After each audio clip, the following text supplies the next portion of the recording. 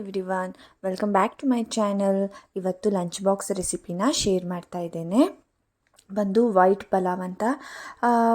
ಪಲಾವ್ನ ಮಾಡೋದು ಹೇಗೆ ಅಂತ ತೋರಿಸ್ಕೊಡ್ತೀನಿ. ತುಂಬ ಈಸಿಯಾಗಿ ತುಂಬ ಬೇಗನೆ ಆಗುವಂತಹ ರೆಸಿಪಿ ಇದು.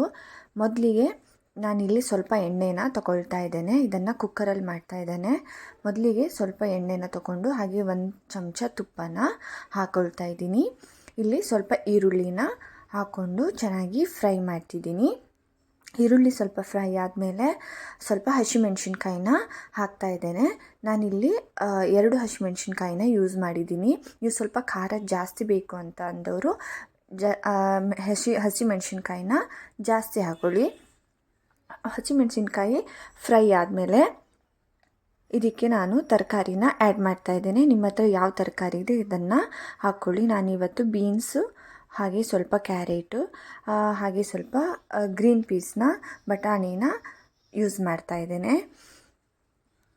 ಇದು ಚೆನ್ನಾಗಿ ಫ್ರೈ ಆಗಲಿ, ಎಣ್ಣೆಯಲ್ಲಿ ಚೆನ್ನಾಗಿ ಫ್ರೈ ಆಗಲಿ. ಇದು ಅಲ್ಲಿ ತನಕ ನಾವೊಂದು ಮಸಾಲೆನ ರೆಡಿ ಮಾಡ್ಕೊಳ್ಳೋಣ. ಮಿಕ್ಸಿ ಜಾರಿಗೆ ಸ್ವಲ್ಪ ತೆಂಗಿನಕಾಯಿನ ತಗೊಳ್ತಾ ಇದ್ದೇನೆ. ಅದಕ್ಕೆ ಸ್ವಲ್ಪ ಚಕ್ಕೆ, ಚಕ್ರಮೊಗ್ಗು ಹಾಗೆ ಏಲಕ್ಕಿ, ಲವಂಗ, ಸೊಂಪು 1 ಚಮಚ ಹಾಕಿ ನೀರು ಹಾಕ್ದೇನೆ ಡ್ರೈ ಆಗಿ ರುಬ್ಕೊಳ್ಳಿ. ತರಕಾರಿ ಚೆನ್ನಾಗಿ ಫ್ರೈ ಆಗಿದೆ. ಇದಕ್ಕೆ 1 ಚಮಚ ಶುಂಠಿ ಬೆಳ್ಳುಳ್ಳಿ ಪೇಸ್ಟನ್ನು ಹಾಕ್ತಾ ಇದ್ದೇನೆ. ಶುಂಠಿ ಬೆಳ್ಳುಳ್ಳಿ ಪೇಸ್ಟಿಗೆ ಬೆಳ್ಳುಳ್ಳಿನ ಸ್ವಲ್ಪ ಜಾಸ್ತಿ ಹಾಕ್ಕೊಳ್ಳಿ, ಶುಂಠಿನ ಸ್ವಲ್ಪ ಹಾಕಿ ಪೇಸ್ಟ್ ಮಾಡಿ ಹಾಕ್ಕೊಳ್ಳಿ. ಹಾಗೆ ಇದಕ್ಕೆ 1 ಪಲಾವ್ ಎಲೆನ ಕಟ್ ಮಾಡಿ ಹಾಕ್ತಾ ಇದ್ದೇನೆ. ಹಾಗೆ ಸ್ವಲ್ಪ ಕಸ್ತೂರಿ ಮೇಥಿನ ಹಾಕ್ತಾ ಇದ್ದೇನೆ. ಹಾಕಿಬಿಟ್ಟು ಸ್ವಲ್ಪ ಫ್ರೈ ಮಾಡಿ. ಫ್ರೈ ಆದಮೇಲೆ ಇದಕ್ಕೆ ನಾವು ರೆಡಿ ಮಾಡ್ಕೊಂಡಂತಹ ಮಸಾಲೆನ ಹಾಕಿ 1-2 ನಿಮಿಷ ಫ್ರೈ ಮಾಡ್ಕೋಬೇಕು. ಆದಮೇಲೆ ಇಲ್ಲಿ ನಾನು 2 ಲೋಟ ನೀರನ್ನು ಹಾಕ್ತಾ ಇದ್ದೇನೆ.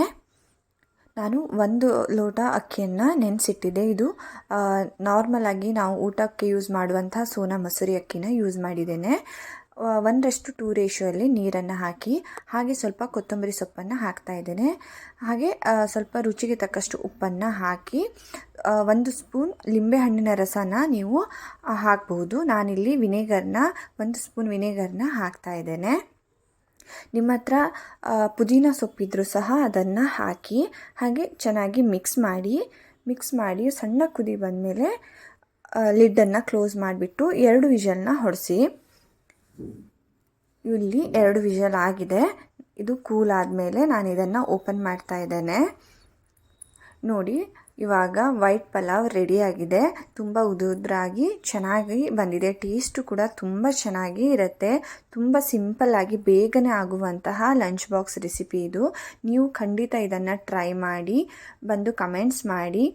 ಹಾಗೆ ಇದನ್ನು ನೀವು ರೈತಾ ಜೊತೆ ಸಹ, ಮೊಸರು ಬಜ್ಜಿ ಜೊತೆ ಸಹ ತಿನ್ಬೋದು. ಇಲ್ಲಾಂದರೆ ಯಾವುದೇ ರೀತಿಯ ಚಟ್ನಿ ಇದ್ದರೂ ಸಹ ಅದ್ರ ಜೊತೆ ನೀವು ಇದನ್ನು ಸರ್ವ್ ಮಾಡಬಹುದು. ತುಂಬ ರುಚಿಯಾಗಿರುತ್ತೆ. ಮಕ್ಕಳು ಕೂಡ ತುಂಬ ಇಷ್ಟಪಟ್ಟು ಲಂಚ್ ಬಾಕ್ಸ್ನ ಫಿನಿಷ್ ಮಾಡಿ ಬರ್ತಾರೆ. Thank you for watching. ಧನ್ಯವಾದಗಳು. Please subscribe to my channel. Thank you.